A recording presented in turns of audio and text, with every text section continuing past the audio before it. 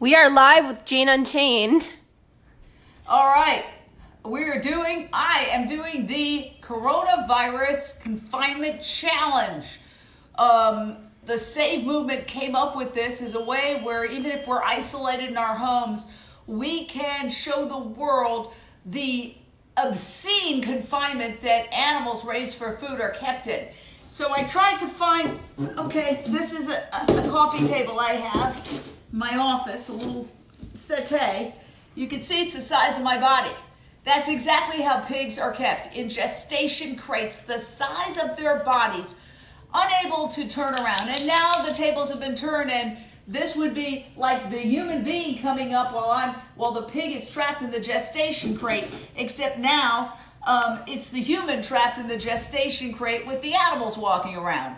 So very good, Foxy. Thank you for helping me illustrate, because the frustration of not being able to get out while somebody who's right there could help you, and they're not, they're just exploiting you. What a horrible feeling. And it brings out sadism in humanity. You know, they've done many studies where they show when people are put in tremendous power situations. Look, I'm trying to move. Foxy, no, please. And now we have my new little rescue, Tiny Dancer, who's gotten into the thing. Okay, come on, guys. But it serves. No, I didn't rehearse with them. They're doing this on their own. But that would be like the farmer. They're not really farmers anymore. They're warehouse operators, concentrated animal feeding operation operators who are just put in a situation. She's worried about me. See, she's like, what's wrong, Mom? What's wrong is that I'm confined. I remember the very first time I saw a pig gestation crate. And I said, and they're in the rows of thousands in warehouses where the pigs are kept like this, and they literally cannot turn around. They go insane. They bite the bars. This is not half of it, because there would be a bar right here. Okay, there'd be a bar right in front of me where I would not be able to actually even go like this. And they bite till they break their teeth, and they literally go insane. Who would design this? What sociopath would design something like this? But humans did, and it's still in use today all across the United States and across the world.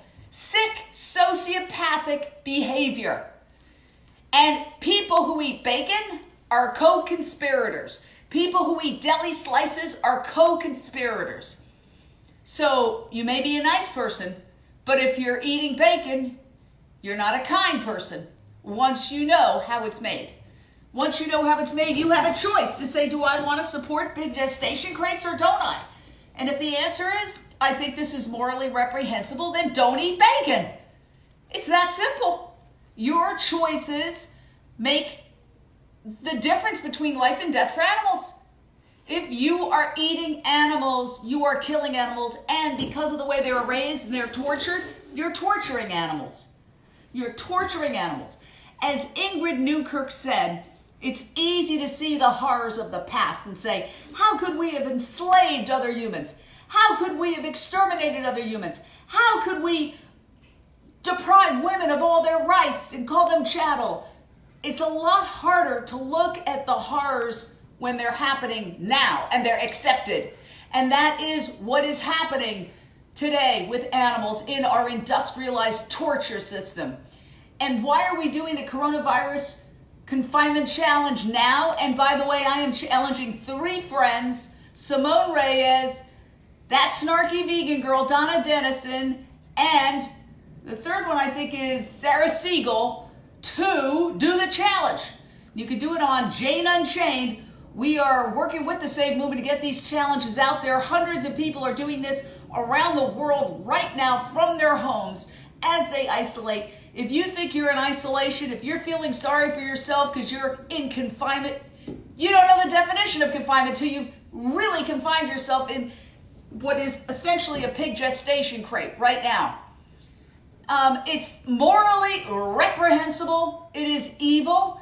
And once you know, and you don't take my word for it, go online, look up pig gestation crates. Just Google pig gestation crate. See what comes up. You'll see that it's exactly like this. And you'll say to yourself, no, that can't be real. That's what I said the first time I saw it. I said, no, nobody would invent a system this sadistic and sociopathic, but they have. And if you eat bacon, there's 99.9999999% chance that the pig you're eating went through something like this, or his or her mother did. Okay? They're crates where why do they confine them? Because they want to fatten them up. They want to immobilize them. What happens when you move around? You burn calories. They don't want these animals to burn calories. They want to fatten them up for slaughter. And they want to keep them immobilized because pigs that move around are a little bit harder to work with than, well, I'd be a little harder to work with if I was moving around too. It's all about dollars and cents. These animals are treated like they're objects. They're called live inventory. That's what they're called in the industry, live inventory. So if you are looking at this and going, this is terrible. Why is she embarrassing herself? Embarrassment is nothing compared to the torture these animals endure. Are there any questions? By the way, Mira Geyser on camera. Thank you, Mira, one of our Jane Unchained contributors. We're maintaining social distance, so we're still 6 feet apart. Go ahead. We don't have any questions right now, just people commenting how horrible gestation crates are. And, how long are you going to stay in there is the question. Well, I don't know. I want to make the point, every time I get on a plane, and I have the misfortune of not having planned it out well, and I end up in a middle seat, which happens every so often, and I'm in the long drive in the middle seat, and some guy next to me is putting his elbow on my side, and this one's cringing, and I think the pigs live their entire lives this way, except they can't get up to go to the bathroom. So then people say, oh, you're dirty as a pig. Well, pigs aren't dirty by nature. They're kept in places where they have to defecate and urinate on themselves. That's why they're dirty, because human beings put them in a situation where they have no control. So, the reason why we're talking about this now is also because all of this virus that is keeping us at home, this virus that has killed almost 10,000 people in the United States alone, or 10,000 people total. I don't know. I saw the headline there, so I don't want to misquote figures. But it's killed a lot of people, okay? And now the United States is the epicenter of it, particularly New York. And all of it started at a slaughterhouse in China. Well, let's not focus on China.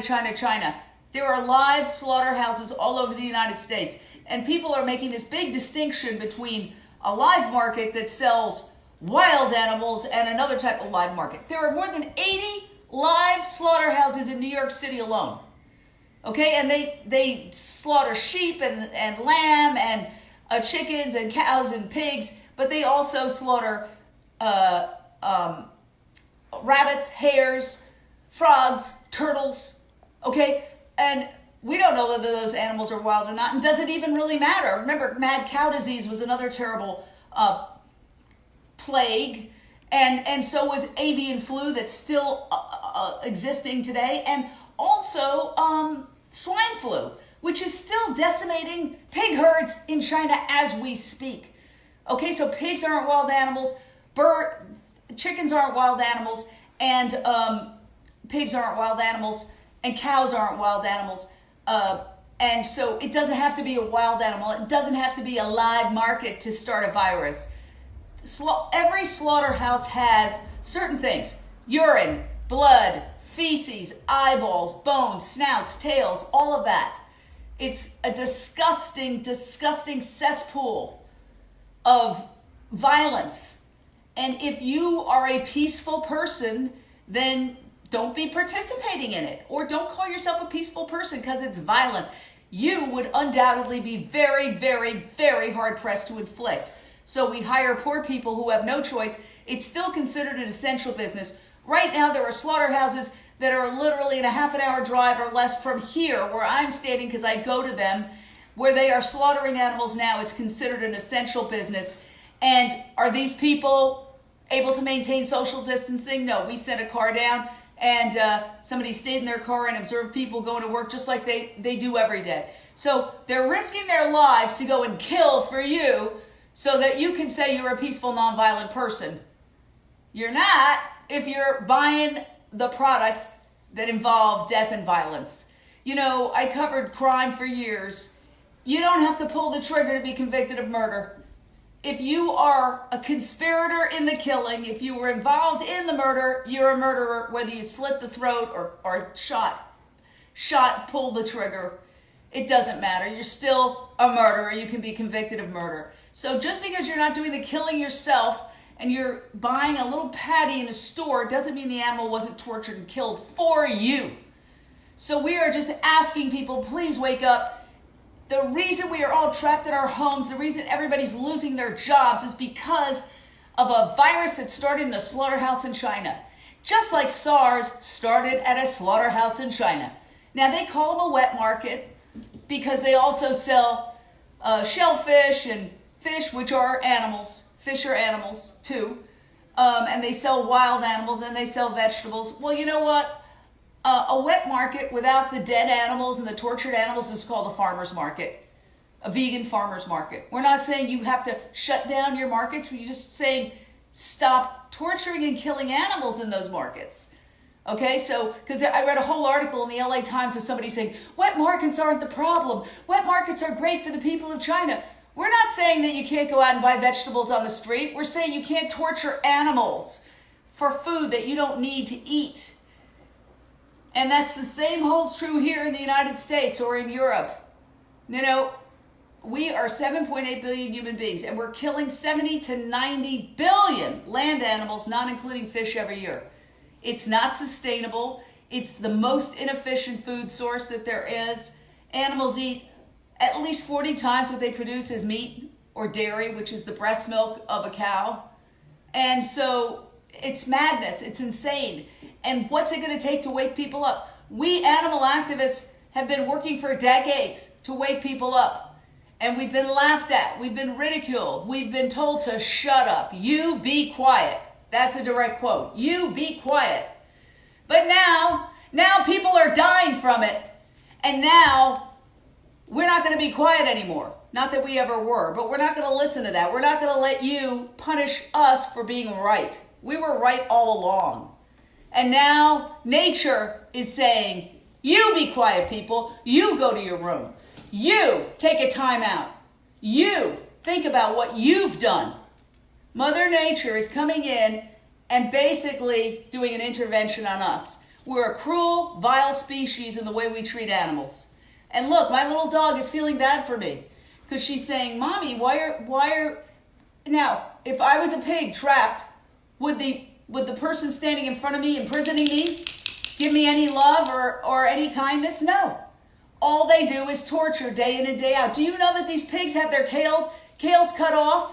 They are castrated without anesthesia. The boy pigs are castrated without anesthesia. If you did that to a dog, you'd be thrown in jail and you'd be called a sociopath. And they'd write a news article. Oh my God, somebody castrated their dog without anesthesia. What a psycho. They do it to all the pigs. And pigs are even smarter than dogs, but that's not relevant. It's not your intelligence that should matter. Because if that were true, then we could torture people who are developmentally disabled. That's an idiotic line of reasoning. What we really need to do is just take this moment to look at ourselves, look in our refrigerators, okay? Look in our refrigerators. If there's bacon there, then you're complicit in torturing a pig. If there's ground beef, first of all, that means you've brought feces into your house while you're trying to keep it so clean because of the coronavirus.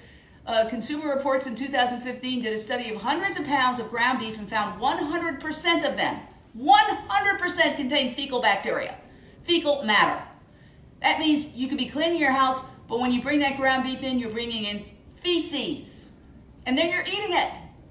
I mean, how many more arguments do we have to give you? More reasons why this is not good for you.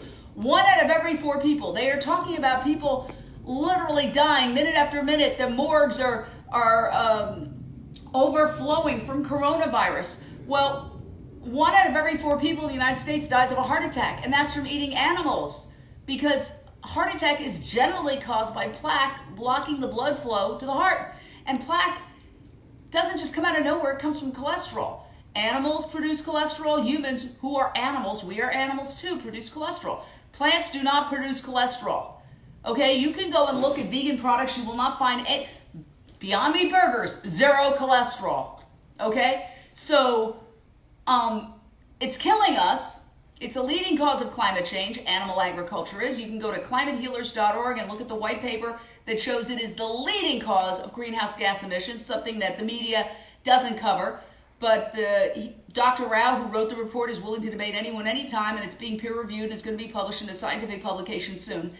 It is at least a leading cause, but now it is arguably the leading cause of climate change. It is certainly the leading cause of human world hunger, because 70% of all the soy raised goes into farm animals, and true for a lot of the other staples.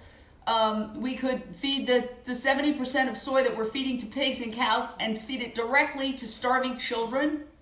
Okay, so it's also the leading cause of habitat destruction. 37% of the non-ice land on the Earth's surface is used for cattle grazing. That means that those areas have been deforested, and the vast majority of farmland produces food for animals because there's so many more of them than there are people. We're 7.8 billion human. There are 70 to 90 billion land animals that we forcibly impregnate, which is called rape, and then torture and murder. It's a rape, abduction, and murder operation. I covered crime for years. Okay, I've covered some of the biggest murder trials and other criminal trials in our lifetime, and I can tell you that animal agriculture is a rape, abduction, and murder operation, plain and simple. If you are buying those products, you are complicit in a rape, abduction, and murder operation. So feminists, environmentalists, conservationists, humanitarians, and let's not forget about the environmental racism. While people are running around with their ahimsa yoga pants and talking about how loving they are paying people who have no choice of what job that they can take to go into a slaughterhouse and kill for 8 hours a day for 5 days a week. And now they're additionally risking their lives on top of getting PTSD, alcoholism, drug addiction, depression, carpal tunnel syndrome, and everything else that comes. And most of these people who have these big signs on their house do everything with love, but they're eating animals. If you told them, okay, here's a pig, you want to have bacon? Here's a knife, kill your pig. They wouldn't be able to do it. Oh no, not me. I can never do that. I can't even watch it. We have something called a vigil, which the Save movement organized this. Anita Krajnc, who is a PhD in Toronto, started the Save movement, which based on the philosophy of Leo Tolstoy, who said, when you see suffering, you have a moral obligation not to turn away and pretend you don't see it, but to get closer, see if you can help, and even if you can't help, to bear witness. So Anita, walking her dog, saw a pig in a truck and made eye contact with a pig going to slaughter in one of these giant trucks packed with pigs. And she decided that since she was a student of Tolstoy, she made a pact with that pig, and she said, I know I can't save you, but I will bear witness. And so she, with a friend, started bearing witness on a street corner as the trucks arrived. And she was giving water. Also, they're very thirsty. They travel very long distances without any water or any food. And sometimes in bitter cold, sometimes arriving with hypothermia or frozen to death, or in the bitter heat, completely foaming at the mouth. And she was arrested for giving water to a pig. Okay? And she's a very smart woman. She's a PhD and an academic and a philosopher and a deep thinker. And she hired 2 incredible lawyers, and they put animal agriculture on trial. And she became a globally recognized celebrity. And that's how the Save movement started. Now there are more than 800 vigils at slaughterhouses around the world. And her goal is to have a vigil at every slaughterhouse in the world, bearing witness to the poor animals who are just like little Foxy here, tortured, abused, neglected, and treated like objects, like live inventory going into slaughter. And that when that happens, she said, slaughter will end. Now, I've had people who tell me how loving they are, how peaceful they are, ahimsa, ahimsa, ahimsa, Buddha, Buddha, Buddha. They're eating animals, and then when I say, well, why don't you come down and see your handiwork? Let's go down to a pig vigil together. So often they say they can't do it. One told me, I don't want to watch a snuff film. Well, I said, it's not a film, it's what's really happening. And then another said, okay, I'm going to go. I'm going to bring my husband. And then she called me at the last second and said, my husband can't go. He thinks he's going to get sick to his stomach. I said, well, if he gets sick to he can't even watch pigs going into a slaughterhouse. He's not watching them being slaughtered. He's just watching them going into a slaughterhouse. If he can't, big man on campus can't even look at it, then maybe he shouldn't be eating those animals. Click, end of conversation. the philosopher George Santayana said, those who do not learn the mistakes of history are doomed to repeat them. So if we don't learn that this started in a slaughterhouse, as did SARS, as did the 1918 or 17 influenza, the Spanish flu, people think it started in Spain. My research shows that it started in Kansas, either in a farm or a slaughterhouse. Mad cow disease, all these horrible viruses. Most of these similar viruses, catastrophes, plagues start, the overwhelming majority, with our abuse of animals. So if we don't learn from this, if we don't have a come to Jesus moment, or whatever religion you're in, and say, wait a second, I'm doing something morally wrong. I'm getting payback. This is a karmic kickback. Okay, you're right. I'm not going to do it anymore. I'll just try all the many other fabulous dishes that are available that taste just like me. People used to say, well, I could never go vegan because I love my cheese. Well, we've made cheeses, vegan cheeses, Miyoko's Tree Line, Daya, Follow Your Heart. The list goes on and on and on of all these Chow, Violife. There's a million cheeses now that are vegan that taste just like regular cheese, okay? I had a condo association meeting here, and I served everybody vegan cheese. I never said a word, and they all ate it. And then I said, oh, by the way, that's vegan cheese. And they were like, what? People, you cannot tell the difference. You can't tell the difference from Impossible Meat Burger and a dead animal burger. Okay, so we made it easy for you. Then you turn around and go, well, that's processed. It's like we're trying to make it easy for you to make the transition. So make the transition. Or you can just eat fruits and vegetables, nuts and grains. You could have barley or quinoa or kasha or rice, brown rice or quinoa, or any of these other things with vegetables, a million vegetables. There's so much more variety in vegan cooking. So anyway, I think I'm going to wrap it up. I think I've made the point. I can tell you that it's one of the reasons I'm wrapping it up is that this is highly unpleasant. And I've only been doing this. Imagine if this was my whole life. Of course I would go insane. I'd become psychotic. Of course. All right, I'd become psychotic. It's a horrible feeling of helplessness, aggravation, frustration. It's torture. That's what it is. It's torture. So I'm replicating the conditions of a pig gestation crate because I cannot turn around. Pigs in pig gestation crates cannot turn around. Please Google it. Don't take my word for it. Pig gestation crate. You will see them. They are lined up by the thousands in these warehouses. This is an evil business. Don't be a part of it. You're a good person. You're a good person. So you don't want to participate in something this morally reprehensible. Just say, no. Just say, I'll try something else. There's so many other things to try, and this is a perfect time to make the transition. You don't want to have dead animals coming into your house with all that feces mixed in. No, just switch to vegetables. You can get them canned, you can get them frozen. And, we have a great show called New Day, New Chef on Amazon Prime. If you're an Amazon Prime member, it's free. And it's free if you're an Amazon Prime member. On New Day, New Chef, we have tons of celebrities making great plant-based dishes. There's no excuse today.